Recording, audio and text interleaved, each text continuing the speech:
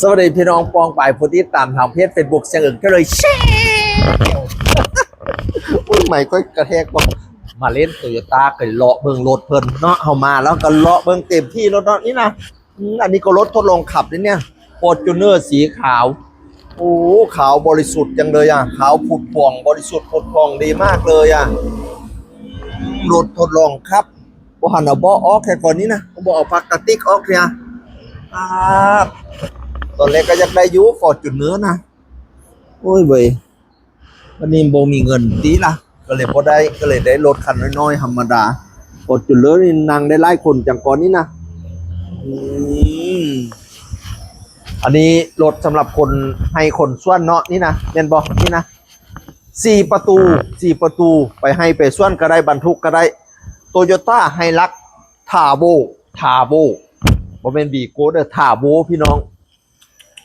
สีขาวบริสุทธิ์ผุดผ่องเหมือนกันครับผมแต่เกิดเป็นคนมาก็บ่เคยขับรถ4 ประตูจักรยานเพราะว่าค่อยมีแต่รถแคป1,186,000 บาทเอาบ่พี่น้องโตโยต้าไฮลักซ์ทาโบ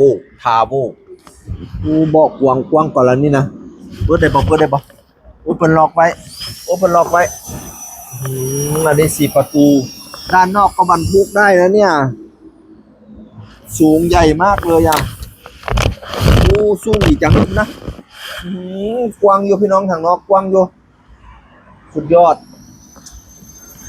เบิ่งได้ขันเลยมาโตโยต้าแล้วก็มาแล้วก็เลาะเลยอันนี้ก็ฟอร์จูเนอร์ครับผมฟอร์จูเนอร์แต่ละคันเนาะเอารถคันนี้คือเอียงงางๆใช่ไหมมันคือเอียงนะมันคือเอียงนะมันบงโง่ทีนี้นะมันคือเอียงทั้งนี้พยันหนังโง่ทีอันนี้รอลุ้นอย่างนี้นะพีรันเนอร์ไฮลักพีรันเนอร์มาเห็ดอย่างงางๆชนี้มาบงโง่หลวงตีหออันนี้เป็นเบาะเคิร์นเบาะอย่างนี้นะเป็นเบาะนั่งนะเคิร์นเบาะยังเบาะกำบะยีตีพี่น้องสมัยซุมนี้เขาเจ้ามีหน้าจอบนเนาะอันนี้ก็4 ประตูให้รักพี่ลันเนอร์พี่น้องเปิดประตูตอนรับอย่างดีคุณนะแต่ว่าให้ขึ้นทางพี่บอยขึ้นทางพุ่นมันใส่บันไดไว้ลังงางอยู่อย่างลังงางอยู่888,000ให้รักพี่ลันเนอร์โตโยต้าให้รักพี่ลันเนอร์อันนี้รถกระบะธรรมดารถกระบะนี่ก็7 เซนโอ้ยค่อยก็เอาผู้แนวเอาขันใหญ่ผู้แนวหน่อยนี่7 เซนได้กระบะซื้อๆค่อยก็ขันเมนขันใหญ่แล้วก็เอานะแต่เพิ่นเอาไปบรรทุกนี่นะเนาะแล้วก็มีโซลูมอยู่ข้างในพี่น้อง